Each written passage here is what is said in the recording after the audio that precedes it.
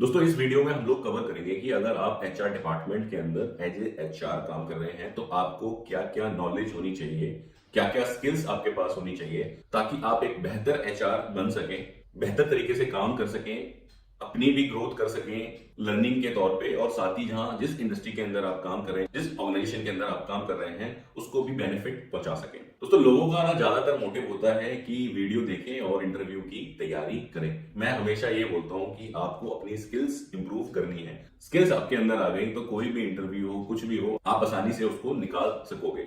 और साथ ही साथ अगर आपके अंदर स्किल है, आपकी वैल्यू आपका करंट एम्प्लॉयर समझेगा ही समझेगा, आपको वैसे ही नहीं जाने देगा। और आजकल बहुत ज्यादा ट्रेंड चल रहा है 6 महीने में जॉब चेंज कर देना, 1 साल में जॉब चेंज कर देना, जो कि बहुत ही गलत बात है। और आने वाले समय में बहुत जल्द होने वाला है कि जो बहुत जल्द फ्रिक्वेंट जॉब चेंज करते हैं उनको आसानी से नौकरियां नहीं मिलेगी, क्योंकि अगर कोई एम्प्लॉयर आपको रख रहा है तो वह आपसे चाहता है कि आप कुछ बेनिफिट दो कंपनी को, कुछ चीजें करा करके दो कंपनी में। ये नहीं आपने आज ज्वाइन किया और 6 महीने बाद कहीं और कुछ मिल गया, आप छोड़ के भाग लिए। तो 6 महीने की जो आपको तनख्वाह मिली, सपोज आपकी सैलरी 50,000 है, 6 महीने कंपनी ने आपके ऊपर खर्च किया तो ये 3 लाख रुपए हो गया। कंपनी ने 3 लाख रुपए इन्वेस्ट किया और कंपनी को क्या रिजल्ट मिला। आपको जो वीडियो देखनी है, समझनी है, आप इस नजरिए से ना समझें कि भैया मैं सीखूं और फटाफट जॉब स्विच करूं, जॉब चेंज करूं। आपको इस नजरिए से देखनी है कि अगर आपके अंदर किसी स्किल की कमी है एज ए एचआर तो आप उसको इंप्रूव कर सको और अपने आप को आप एक बेहतर परफॉर्मर बना सको। इसमें जो स्किल्स हैं जरूरी नहीं है वो सीक्वेंस में हो, आगे पीछे भी हो सकती हैं। स्किल्स एंड नॉलेज, आपको कॉन्सेप्ट समझना है, आपको मतलब समझना है। और मैं सारी की सारी चीजें डिटेल में यहाँ क्लियर नहीं कर पाऊंगा, आपको ब्रीफली समझाऊंगा कि क्या क्या रिक्वायरमेंट है। बाकी आप यूट्यूब पर भी सर्च कर सकते हो, गूगल पे भी सर्च कर सकोगे कि इन डिटेल अगर आपको कोई कॉन्सेप्ट समझना है। दोस्तों जो सबसे पहली जो रिक्वायरमेंट है एज ए एचआर, वह है excellent knowledge of MS Excel, Google sheets, PowerPoint भी हम लिख सकते हैं यहाँ पर, पीपीटी। क्योंकि जब आप एचआर में काम करते हो तो आपको बहुत सारा डेटा मैनेज करना होता है। आपको अगर आपकी इंडस्ट्री का टर्नओवर कम है, एम्प्लॉय स्ट्रेंथ कम है, तो हो सकता है वहां पर कोई पेरोल मैनेजमेंट का या अटेंडेंस मैनेजमेंट का कोई सॉफ्टवेयर ना हो, तो आपको एक्सेल में ही मेंटेन करना पड़े सैलरीज वगैरह, अटेंडेंस वगैरह। ठीक है, तो उसके लिए क्या होना चाहिए, आपको एक्सेल या गूगल शीट की बढ़िया नॉलेज होनी चाहिए, जिसके अंदर आपको सम इफ कंडीशन, ठीक है, काउंट इफ कंडीशंस, उसके बाद में आपको वी लुकअप, एच लुकअप, ठीक है, ये बेसिक बेसिक कुछ मेन फॉर्मूलाज हैं, कंडीशनल फॉर्मेटिंग, ये सारी चीजें आपको आनी चाहिए, जो कि एक तरीके से बेस है गूगल शीट का कोई भी कैलकुलेशन करने के लिए। तो आपको ये सारे फॉर्मूलेज वगैरह डिटेल में आने चाहिए ताकि आपको कोई अगर डेटा मैनेज करना हो, डेटा एनालाइज करना हो, प्रेजेंट करना हो, तो आप उसको आसानी से कर सको। तो ये सबसे पहली रिक्वायरमेंट है एज ए एचआर जो आपको आना चाहिए। नेक्स्ट है मेल राइटिंग स्किल्स। यह भी बहुत ज्यादा इंपॉर्टेंट है किसी भी एचआर के लिए। भाई आपको किसी को ज्वाइनिंग लेटर देना है, ठीक है, किसको रिलीविंग लेटर देना है, किसी को टर्मिनेशन लेटर देना है, तो ये सारे कब दे पाओगे आप, जब आपको खुद ये सारी चीजें लिखनी आती हो। अब वो जमाना चला गया कि आप एक लेटर हेड पे लिख करके भैया उसको ऑफर लेटर दे रहे हो, उसको ज्वाइनिंग लेटर दे रहे हो, आप उसको सीधा सीधा मेल में भी टाइप करके दे सकते हो। तो इसलिए आपको मेल राइटिंग स्किल्स बढ़िया से आनी चाहिए। भाई कोई प्रॉब्लम हो गई, कोई इश्यू हो गई, तो आपको किसी एम्प्लॉय को मेल करनी है या किसी डिपार्टमेंट में कोई मेल करनी है, कोई इवेंट होने वाला है, उसके लिए आपको पूरे डिपार्टमेंट में सर्कुलर निकाल रहे हैं, तो आपको जो है ईमेल राइटिंग स्किल्स आपकी बढ़िया होनी चाहिए, तभी आप सही से काम कर पाओगे। साथ ही साथ जो आपकी कम्युनिकेशन स्किल्स हैं, प्रेशर हैंडलिंग है, वो भी बढ़िया होनी चाहिए। कम्युनिकेशन स्किल्स के अंदर जैसे मैंने आपको बताया कि आपको कोई सर्कुलर निकालना है, उसके लिए आपको कुछ लेटर लिखना है, या कोई आपके पास एम्प्लॉय प्रॉब्लम लेकर के आ गया, तो उसको आप कैसे कम्युनिकेट करते हो, आप कहना क्या चाहते हो, कह क्या रहे हो। ठीक है, कम्युनिकेशन स्किल्स का मतलब सिर्फ ये नहीं है कि आप अंग्रेजी में ही कम्युनिकेट कर सकते हो। मैं सारी वीडियो हिंदी में बनाता हूँ इस चैनल के ऊपर, और मेरे ख्याल में मैं अपनी बात आप तक पहुंचा पाता हूं, तभी सब्सक्राइबर्स मेरे बढ़ रहे हैं, व्यूज मेरे बढ़ रहे हैं। तो आपका कम्युनिकेशन बढ़िया होना चाहिए, वो किसी भी लैंग्वेज में हो सकता है। आप अगर साउथ इंडिया में है, किसी स्टेट में, हो सकता है कि वहां लोकल लैंग्वेज चाहिए आपको कम्युनिकेट करने के लिए, वहां की तमिल, तेलुगु, ये आना चाहिए आपको। तो आपको वो सारी चीजें उस हिसाब से आनी चाहिए कि आप चीजों को कम्युनिकेट कर सके। साथ ही साथ जो है प्रेशर हैंडलिंग भी बहुत जरूरी है एचआर के अंदर। किसी को चोट लग गई, ठीक है, अब भैया आप हो ऐसे एचआर की खूनी देख के आपको चक्कर आ जाता है, तो कैसे आप ये प्रेशर हैंडल करोगे। ठीक है, या कोई प्रॉब्लम हो गई, कोई झगड़ा हो गया दो एम्प्लॉयज के बीच में, दो गुटों के बीच में, तो इस तरीके के भी रिजोल्यूशन करने पड़ते हैं एचआर डिपार्टमेंट को। तो इसलिए आपकी जो प्रेशर हैंडलिंग स्किल है, कम्युनिकेशन स्किल है, वो स्ट्रांग होनी चाहिए। जब तक आपकी ये चीजें स्ट्रांग नहीं होंगी तो आप किसी झगड़े को, किसी समस्या का निवारण कैसे करोगे। नेक्स्ट है 5S एंड हाउसकीपिंग। 5S में मैं ऑलरेडी कई सारी वीडियोस बना चुका हूँ। 5S क्या है, एक जापानी सिस्टम है जिसके अंदर 5 स्टेप होते हैं, सेरी, सीटोन, सीसो, सिकेसु, सित्सुके, जिसके अंदर हम सॉर्टिंग करते हैं, सिस्टमेटिक अरेंजमेंट करते हैं काम की, और बिना काम की वस्तुओं को छांटते हैं, और जो काम की वस्तु है उसको एक जगह पर रखते हैं, उसकी जगह निर्धारित करते हैं, शाइनिंग करते हैं, साफ सफाई करते हैं, स्टैंडर्डाइज करते हैं कि हर चीज का एक स्टैंडर्ड बनाते हैं, एक मानक बनाते हैं, और चीजों को मेंटेन करते हैं। तो आपको अगर 5S की जानकारी नहीं है तो आप 5S के बारे में सीखें और अपने इंडस्ट्री, अपने ऑर्गेनाइजेशन के अंदर आप 5S इंप्लीमेंट कराना शुरू करें। क्योंकि ये जो 5S की ओवरऑल रिस्पॉन्सिबिलिटी है किसी भी इंडस्ट्री के अंदर, किसी भी ऑर्गेनाइजेशन के अंदर, ये HR डिपार्टमेंट के अंडर ही आती है, 5S और हाउसकीपिंग। इसलिए आपको इसकी अच्छे से जानकारी होनी चाहिए। नेक्स्ट है काइजन एंड सजेशन स्कीम या रिवॉर्ड स्कीम। दोस्तों, जो कंपनी के अंदर कुछ सुधार होते हैं तो सुधार के लिए क्या करते हैं, एम्प्लॉय से हम सजेशन लेते हैं कि भाई आप सुझाव दीजिए क्या क्या इंप्रूवमेंट की जा सकती है। तो उसके लिए सजेशन स्कीम फ्रेम की जाती है, सजेशन स्कीम पॉलिसी बनाई जाती है। तो ये सारा काम किसका है, ये HR डिपार्टमेंट का। अब बन तो गई पॉलिसी, स्कीम फ्रेम तो हो गई, लेकिन इसको रन कराना, उसको चलाना, मंथ ऑन मंथ सजेशन को कलेक्ट करना, उन पे एक्शन लेना, ये HR के अंदर ही आता है। HR डिपार्टमेंट को ही ये सारी चीजें करनी होती हैं। इसलिए आपको इसके बारे में जानकारी होनी चाहिए अगर आप HR डिपार्टमेंट में काम कर रहे हैं। नेक्स्ट और सबसे जरूरी आ जाता है सेफ्टी। सेफ्टी किसकी, प्लांट में काम कर रहे लोगों की, मशीनरी की, ठीक है, मटेरियल की। तो हर तरीके की जो सेफ्टी है उसकी जो जिम्मेदारी है वो किसकी है, HR की है। इसके अंदर फायर सेफ्टी भी आएगी कि भैया जो फायर के इक्विपमेंट लगे हुए हैं प्लांट के अंदर वह काम कर रहे हैं, नहीं कर रहे, मॉक ड्रिल्स समय समय पे प्लान करना, ये HR की जिम्मेदारी है। फायर सिलेंडर्स, फायर हाइड्रेंट्स की ऑडिट करना, उनको चेक करना, ये इनकी जिम्मेदारी है। नियर मिस को आइडेंटिफाई करना कि कहीं पे नियर मिस तो नहीं हो रहा, कहीं अनसेफ एक्ट तो नहीं है, कहीं अनसेफ कंडीशन तो नहीं है। तो सेफ्टी से रिलेटेड जितनी भी चीजें हैं उन सबको इंप्लीमेंट करना, उनको लागू करना, बनाए रखना, ये किसकी जिम्मेदारी है, ये भी HR डिपार्टमेंट की ही जिम्मेदारी है कि PPs वगैरह प्लांट के अंदर लोग यूज कर रहे हैं, नहीं कर रहे हैं, ये सब कौन देखेगा, ये HR देखेगा। तो ये सारी चीजें हो गई। एक जर्नल आपको स्किल क्या पता होनी चाहिए, एज ए HR क्या काम आपको आना चाहिए। अब हम जानेंगे कुछ टेक्निकल चीजें। टेक्निकल चीजों के अंदर सबसे पहला काम क्या है, मैन पावर ट्रैकिंग का है। मैन पावर ट्रैकिंग क्या है कि किस डिपार्टमेंट में कितने लोगों की रिक्वायरमेंट है, ठीक है, और एक्चुअल में कितने लोग काम कर रहे हैं, ठीक है, कितने लोग प्रेजेंट हैं, कितने लोग एब्सेंट हैं, एट्रिशन रेट क्या चल रहा है, ये सारी चीजें मैन पावर से रिलेटेड पूरा डेटा रखना, ये किसकी जिम्मेदारी है, ये HR की ही जिम्मेदारी है। नेक्स्ट है recruitment and selection. Recruitment and selection के अंदर क्या आ गया, चाहे वो ब्लू कॉलर हो या व्हाइट कॉलर। ब्लू कॉलर क्या होता है, जो सुपरवाइजर से नीचे लोग हो गए, सुपरवाइजर हो गया, ऑपरेटर हो गया, हेल्पर हो गया, ये क्या हो गए, ब्लू कॉलर हो गए। व्हाइट कॉलर क्या हो गए, सुपरवाइजर एंड अबव, इसके अंदर मैनेजर आ गए, EGM आ गए, GM आ गए, असिस्टेंट मैनेजर आ गए, एग्जीक्यूटिव आ गए। तो ये सारे कौन है, ये है व्हाइट कॉलर। तो चाहे ब्लू कॉलर हो चाहे व्हाइट कॉलर हो, उसका रिक्रूटमेंट करना, उसके लिए क्या करना कि वैकेंसीज अपनी निकालना, चाहे वो Naukri.com पे डालो या उसके लिए आप फेसबुक पे डालो, लिंक्डइन पे डालो, ये सारी चीजें इंफॉर्मेशन फ्लॉट करना कि हमारे यहाँ इस तरीके की वैकेंसी चल रही है। फिर उसके हिसाब से पर्सन का सिलेक्शन करना, उसका इंटरव्यू लाइनअप करना। पहले आप इंटरव्यू लोगे, HR लेता है, फिर टेक्निकल राउंड होगा, या कई जगह टेक्निकल होता है, फिर HR होता है। तो जिस हिसाब से आपने करना है, आपकी कंपनी की पॉलिसी है, उस हिसाब से आपने एम्प्लॉय का रिक्रूटमेंट और सिलेक्शन करना, ये किसकी जिम्मेदारी है, ये HR की जिम्मेदारी होती है। साथ ही साथ जब वह सिलेक्ट हो जाता है तो उसकी कुछ ज्वाइनिंग फॉर्मेलिटीज भी होती हैं, जिसके अंदर उसका आधार, पैन, ये सारी चीजें लेना, ये HR का ही काम है। नेक्स्ट है onboarding and entry management. Onboarding क्या हो गया कि भाई सिलेक्शन तो हो गया बंदे का, अब वो ऑनबोर्ड हो चुका है, कंपनी में आ चुका है, तो उसका क्या होगा, कुछ ज्वाइनिंग फॉर्मेलिटीज होंगी, उसको पॉलिसीज समझानी होंगी कि भाई हमारी कंपनी की क्या क्या पॉलिसीज होंगी, ठीक है, सैलरी समझानी होगी कि सैलरी का क्या आपका ब्रेकअप है, कब कब सैलरी हमारी आती है, ठीक है, उसका इंडक्शन करना। इंडक्शन क्या होता है कि जब कोई नया पर्सन आता है तो उसको हर डिपार्टमेंट में थोड़ी थोड़ी देर के लिए प्लान किया जाता है कि 2 घंटे आप एचआर में जाओगे, 2 घंटे आप प्रोडक्शन में जाओगे, 2 घंटे आप क्वालिटी में जाओगे, 2 घंटे आप मेंटेनेंस में जाओगे, ताकि वह जो पर्सन है पूरे के पूरे डिपार्टमेंट को समझ सके कि यहाँ पे कौन कौन एचओडीज हैं, क्या क्या काम हो रहा है, कैसे कैसे काम हो रहा है। तो इस तरीके से एक इंडक्शन ट्रेनिंग भी प्लान की जाती है। इस ट्रेनिंग को प्लान करना भी एचआर का ही काम है। उसके बाद में उसको ऑफर लेटर, अपॉइंटमेंट लेटर वगैरह इशू करना, ये सारी ऑन बोर्डिंग और एंट्री मैनेजमेंट के अंदर सारी चीजें आ जाती हैं।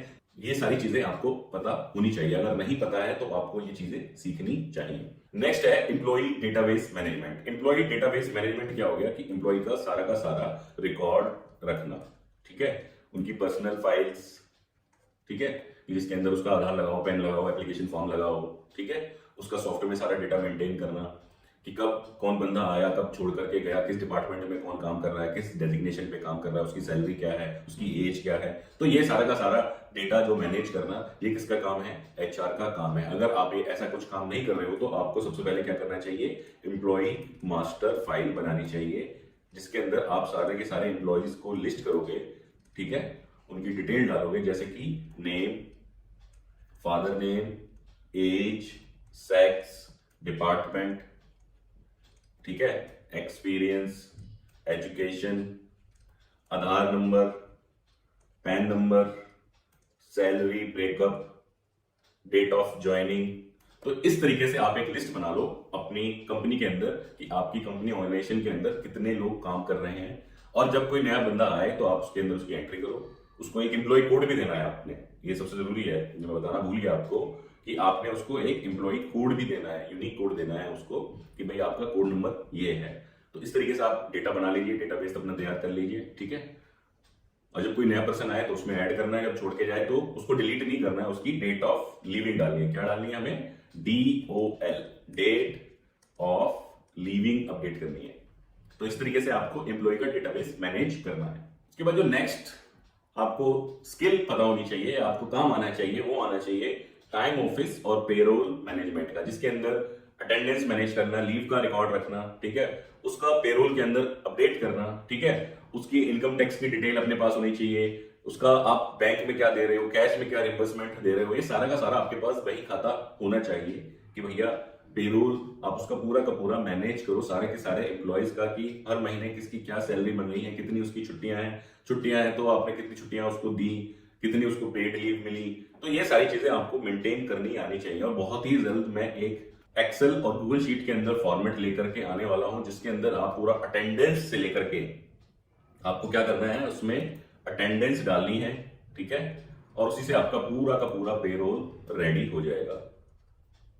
ये खास तौर पे उन इंडस्ट्रीज, उन ऑर्गेनाइजेशन के लिए कम है जहां पे कोई पेरोल मैनेजमेंट का या अटेंडेंस मैनेजमेंट का कोई सॉफ्टवेयर नहीं लगा है, बायोमेट्रिक नहीं लगी है, तो वहां पर दिक्कत होती है। रजिस्टरों में मेंटेन करते हैं, रहते हैं डेटा, और पता चलता है 10 तारीख तक एचआर डिपार्टमेंट क्या काम कर रहा है, सिर्फ सैलरी ही बना रहा है। तो बहुत ही जल्द मैं ये लेकर के आने वाला हूँ फॉर्मेट, जब आएगा आपको जानकारी मिल जाएगी। तो आप उसके अंदर क्या करोगे, डेली के डेली अटेंडेंस अपडेट करोगे और 30 तारीख को आपकी सैलरी बनके तैयार होगी।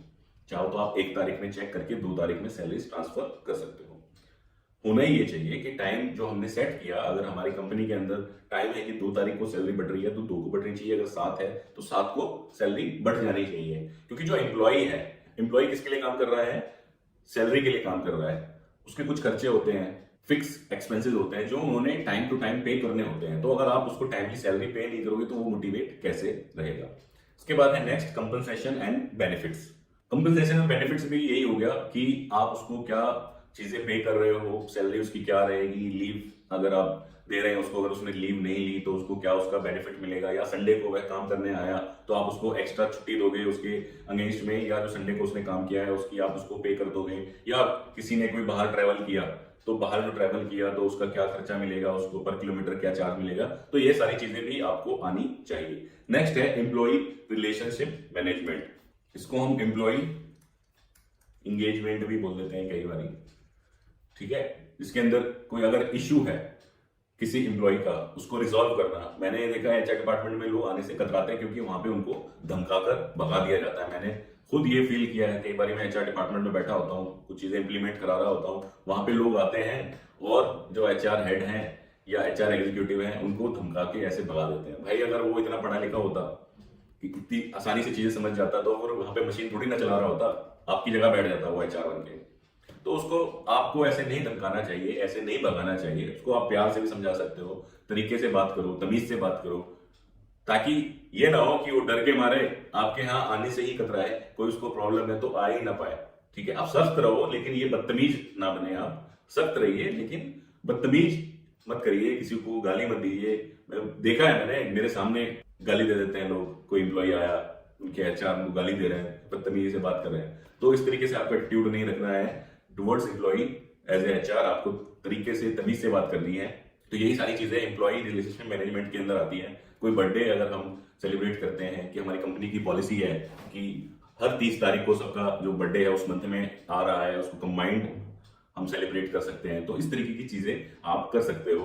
एनुअल डे सेलिब्रेशन है, या कोई आप 26 जनवरी बना रहे हो, 15 अगस्त बना रहे हो, न्यू ईयर बना रहे हो, तो इस तरीके की एक्टिविटीज आपको करनी आनी चाहिए, ताकि एम्प्लॉय जो है एंगेज रहे, समझे कि हाँ ये मेरी ही कंपनी है। जब उसको ऐसा लगेगा तो ही रिजल्ट मिलेगा। दोस्तों, हमारे एक मित्र हैं अमित ठक्कर, उनकी कंपनी का नाम है 9 डिवाइन एचआर। तो अगर आप एचआर डिपार्टमेंट में काम कर रहे हैं और आपको जो चीजें मैं बता रहा हूं उनकी इन डिटेल ट्रेनिंग चाहिए, या अपनी इंडस्ट्री के अंदर आपको चीजें इंप्लीमेंट करानी है, तो ये जो ईमेल आईडी आपको यहाँ दिख रही है और ये मोबाइल नंबर है, इस पे आप कांटेक्ट कर सकते हो। वे time office management, payroll management, certificate compliances, labour laws, shop act, HR policies implementation, ये सारा काम कराते हैं। मैं नीचे डिस्क्रिप्शन के अंदर भी ईमेल आईडी और फोन नंबर डाल दूंगा, आप वहां से भी उन्हें संपर्क कर सकते हैं। आगे बढ़ते हैं दोस्तों, अगला है अप्रेजल मैनेजमेंट। अप्रेजल मैनेजमेंट या पीएमएस भी बोल देते हैं इसको, परफॉर्मेंस मैनेजमेंट सिस्टम। इसके अंदर क्या करना है, जैसे मैंने आपको बताया कि बाबूजी का खास है तो उसको कर दिया 15% इंक्रीमेंट, कोई एचओडी का खास है उसका भी 10% हो गया। लेकिन एक बड़ा मेहनती व्यक्ति है, वो किसी का खास नहीं, काम से काम रखता है, आउटपुट पूरी देता है, उसको कर दिया हमने 5%। तो जो गधा और जो घोड़ा है उसका सबका बराबर इंक्रीमेंट हो गया, या पता चला गधे का ज्यादा हो गया, क्योंकि गधा जो है तेल बहुत बढ़िया लगाता है। जो हिंदी में बात करें कि जो गधा है उसको तेल बहुत अच्छा लगाना आता है बाबूजी को या साहब को, तो उसका इंक्रीमेंट ज्यादा हो गया। तो एमएनसीज में या जो वेल डिफाइंड कंपनीज हैं जहां पे सिस्टमेटिक अप्रोच है, वहां पे ये अप्रोच नहीं चलती, वहां पे परफॉर्मेंस मैनेजमेंट सिस्टम चलता है, जिसके अंदर अप्रेजल का पूरा सिस्टम बनता है कि अगर किसी एम्प्लॉय का इंक्रीमेंट करना है तो वो किस बेसिस पे होगा। बेस क्या होगा, उसकी परफॉर्मेंस हम मेजर करेंगे KRA KPIs के थ्रू, कि हमने उसको टारगेट दिया कि भाई आपका ये टारगेट है, आपको ये अचीव करना है। अगर आपने ये टारगेट अचीव किया तो आपका इतना % इंक्रीमेंट होगा, अगर इतना अचीव किया तो इतना % होगा, अगर अचीव नहीं हुआ तो फिर क्या आप उस पर एक्शन लोगे। तो KRAs KPIs अगर आपको अपनी इंडस्ट्री के लिए भी फ्रेम कराने हैं तो हम उसमें भी आपकी मदद कर सकते हैं, हम KRA KPIs भी इंप्लीमेंट कराते हैं। Policy formation and implementation next skill है। पॉलिसीज क्या होती हैं, किसी भी कंपनी को चलाने के लिए पॉलिसीज, SOPs और कुछ सिस्टम्स होते हैं। ठीक है, आज मैं एक एचआर डिपार्टमेंट में काम कर रहा हूं, मैं अपने तरीके से काम कर रहा हूं, क्योंकि यहाँ पे कोई पॉलिसी नहीं है, कोई सिस्टम नहीं है, कोई SOP नहीं है, कोई स्टैंडर्ड ऑपरेटिंग प्रोसीजर नहीं बना हुआ कि इस काम को करने का यह तरीका है। तो मैं अपने तरीके से काम करूंगा, जो मुझे अच्छा लगता है मैं उस तरीके से चीजें इंप्लीमेंट कराऊंगा।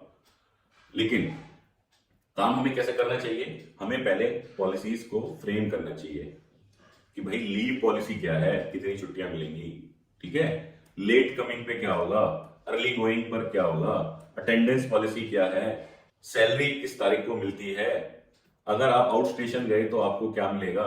ठीक है, तो इस तरीके की पॉलिसीज हमको फ्रेम करनी है। अगर आपको फ्रेम करनी नहीं आती तो आप फ्रेम करना सीखिए, और बहुत ही जल्द मैं इसके ऊपर भी एक कोर्स ला करके अपनी AYT इंडिया अकेडमी ऐप के ऊपर डालने वाला हूं, जिसमें आपको policies, appointment letter, offer letter, ये सारी की सारी चीजें आपको AYT इंडिया अकेडमी ऐप के ऊपर मिल जाएंगी। आप वहां से सीधा डाउनलोड करो और उनको यूज करना शुरू कर सकते हो।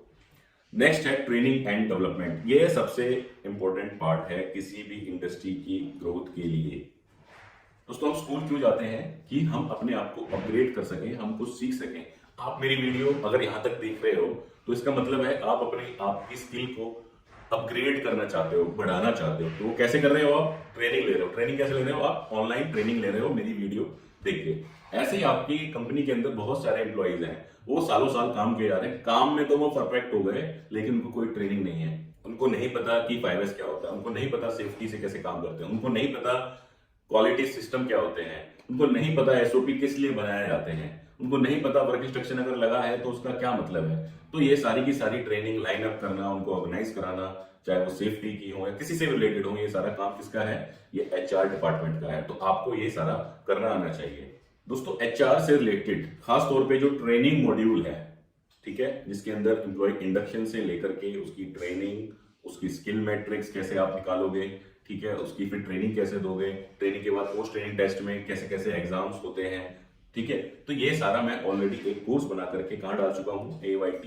इंडिया अकेडमी ऐप के ऊपर डाल चुका हूँ। आप प्ले स्टोर से या एप्पल स्टोर से जाकर के डाउनलोड कर सकते हो, लिंक आपको डिस्क्रिप्शन में मिल जाएगा, ठीक है, या फिर आप www.learn.aytindia.com पर भी जा सकते हो। तो ये सारे आपको वहां पर डिटेल्स मिलेंगी कि प्रोसीजर, एचआर डिपार्टमेंट का मास्टर लिस्ट ऑफ एम्प्लॉय की format, employment form, TNI, skill matrix, operator observance plan, training plan and record, training effectiveness test, induction training record, on job training record, employ history card, skill test record, accident record, skill test criteria, project test record. खास तौर पे ये सारा का सारा जो module है वो ट्रेनिंग से रिलेटेड है। तो आपको डिस्क्रिप्शन के अंदर लिंक मिल जाएगा, वहां से जाकर के आप ये कोर्स की परचेज कर सकते हो। अब बढ़ते हैं आगे वीडियो में। कुछ स्टैट्यूटरी कंप्लायंसेस होते हैं और कुछ लीगल कंप्लायंसेस होते हैं। लीगल कंप्लायंसेस क्या हो गए, जिनके बिना फैक्ट्री आप चला ही नहीं सकते, मतलब वो तो आपको चाहिए ही चाहिए अगर आप फैक्ट्री लगा रहे हो, जैसे कि shop act, factory act, labour का आपका कॉन्ट्रैक्ट, ठीक है, लेबर लॉ के कंप्लायंसेस, ये सारे क्या है, लीगल कंप्लायंसेस हैं। और कुछ होते हैं स्टैट्यूटरी कंप्लायंसेस, वो डिपेंड करते हैं कि आप उसके लिए क्वालिफाई करते हो या नहीं करते हो। तो उसके अंदर क्या आ जाता है, PF, ESI, labour laws, labour court cases, medical insurance, ये सारी चीजें होती हैं। तो ये जो दो चीजें हैं ये क्या है, कंप्लायंसेस से रिलेटेड है। इनके बारे में आपको पूरी जानकारी होनी चाहिए। जो PF है, PF क्या होता है, ठीक है, तो PF एम्प्लॉयर का कितना कटता है, एम्प्लॉय का कितना कटता है। ESI एम्प्लॉयर का कितना कटेगा, एम्प्लॉयर क्या हो गया, नौकरी देने वाला, एम्प्लॉय कौन हो गया, नौकरी जो कर रहा है, ठीक है, तो एम्प्लॉयर का ESI कितना कटेगा, एम्प्लॉय का कितना कटेगा, ठीक है। ऐसे ही हरियाणा के अंदर एक LWF होता है, लेबर वेलफेयर फंड, ठीक है, वो भी आपको पता होना चाहिए कितना कटता है, कब जमा होता है, ठीक है। कागज क्या क्या मेंटेन करने होते हैं गवर्नमेंट से रिलेटेड, कि जब कोई अगर गवर्नमेंट ऑफिशियल आए तो हमारे पास पूरा का पूरा डेटा मेंटेन हो, ऐसा ना हो वो हमें आकर के क्या करे, धमकी दे कि भाई इतने 1000 रुपए लूंगा, तुम्हारा तो कुछ है ही नहीं, या इतने लाख रुपए लूंगा। अब तो हजारों की बात छोड़ दो, अब तो लाखों में बात होने लगी है। तो ये सारी चीजें आपको जानकारी होनी चाहिए। नेक्स्ट है इंडस्ट्रियल रिलेशंस। इंडस्ट्रियल रिलेशन क्या हो गया कि जो मैनेजमेंट है और एम्प्लॉय है इनके बीच में एक हेल्दी रिलेशन रहे। ऐसा ना हो मैनेजमेंट ये सोचे कि एम्प्लॉय चोर है, एम्प्लॉय ये सोचे मैनेजमेंट चोर है। तो ये सारी चीजें मेंटेन करना आपको आना चाहिए। आप कोई अगर कंफ्लिक्ट हो गया मैनेजमेंट और एम्प्लॉय के बीच में, आपको रिजॉल्व कराना है। ना आपको प्रो मैनेजमेंट बनना है, ना आपको प्रो एम्प्लॉय बनना है। आपको बीच का रास्ता निकालना है जिसके अंदर एम्प्लॉय का भी बेनिफिट हो, जिसके अंदर मैनेजमेंट का भी बेनिफिट हो। ये चीज आपको ध्यान रखनी है। आपको प्रो नहीं होना, मतलब एक तरफा आपको कोई भी पक्ष नहीं लेना, आपको दोनों पक्ष को समझ के बीच का रास्ता निकालना है अगर कोई कंफ्लिक्ट वगैरह हो जाता है। नेक्स्ट आ गया आपका एम्प्लॉय वेलफेयर, लाइजनिंग और MIS and reports. Employ welfare जैसे मैंने आपको बताया कि आप कुछ वेलफेयर की एक्टिविटीज करते हो, किसके लिए, एम्प्लॉयज के लिए। उसके अंदर क्या हो सकता है, हेल्थ चेकअप हो सकता है, ठीक है, कुछ सेमिनार्स हो सकते हैं, ठीक है, कुछ इवेंट्स हो सकते हैं। तो ये सारी चीजें आपको करनी आनी चाहिए, इसकी आपको जानकारी होनी चाहिए। नेक्स्ट है लाइजनिंग। जैसे मैंने आपको बताया कि अगर कोई गवर्नमेंट ऑफिशियल या कोई भी डिपार्टमेंट आता है तो आपको बातचीत करना आना चाहिए कि आप उस मैटर को रिजॉल्व कर सको, आप उसको समझा सको कि भाई आप बोल रहे हो ये नहीं है, ये नहीं है, ये नहीं है, नहीं मेरे पास तो सब कुछ है, आप बताओ इसमें क्या कमी है, ठीक है। नेक्स्ट है MIS रिपोर्ट्स। ये भी सबसे ज्यादा इंपॉर्टेंट चीजों में से एक है। आपको डेली के पैरामीटर्स पता होना चाहिए कि भैया आज की अटेंडेंस कितनी है, आज लेट कमिंग कितने हैं, अर्ली गोइंग कितने गए, आज कितने लोग लॉन्ग लीव पे चल रहे हैं, कितने लोगों ने आज शॉर्ट लीव ली या गेट पास लिया, ठीक है।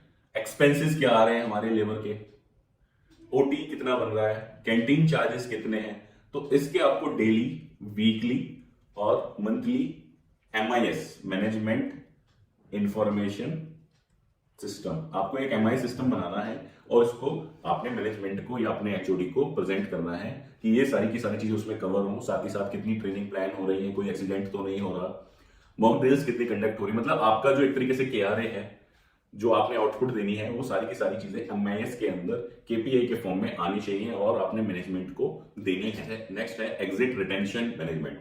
जो व्यक्ति अगर छोड़ के जा रहा है हमारी कंपनी को, लीव कर रहा है, ठीक है, तो उसका पूरा का पूरा आपको फॉर्मेलिटीज करनी आनी चाहिए, एफएनएफ। भैया उसकी एक चेकलिस्ट बनाओ कि अगर कोई छोड़ के जाएगा तो आप उससे क्या क्या चेक करोगे। भाई उसके पास कोई एसेट्स तो नहीं है कंपनी की, कोई उस पर एडवांस तो नहीं है, ठीक है, कोई चीज ओपन तो नहीं चल रही। उसके एचओडी से पूछोगे कि भाई इसको कोई प्रोजेक्ट तो नहीं दे रखा जो बीच में अधूरा छोड़ के जा रहा है। तो इस तरीके से आपको पूरा का पूरा मैनेज करना आना चाहिए।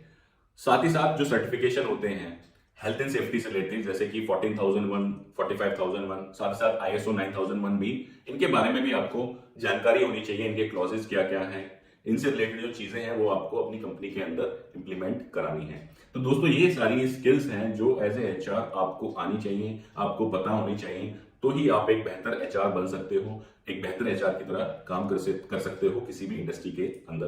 दोस्तों अगर वीडियो अच्छी लगी और यहाँ तक आप आए हैं तो वीडियो को लाइक करना ना भूलें, साथ ही साथ शेयर करें अपने दोस्तों के साथ, खासतौर पे जो कि एचआर डिपार्टमेंट के अंदर काम कर रहे हैं, ताकि उनके भी काम आए। धन्यवाद।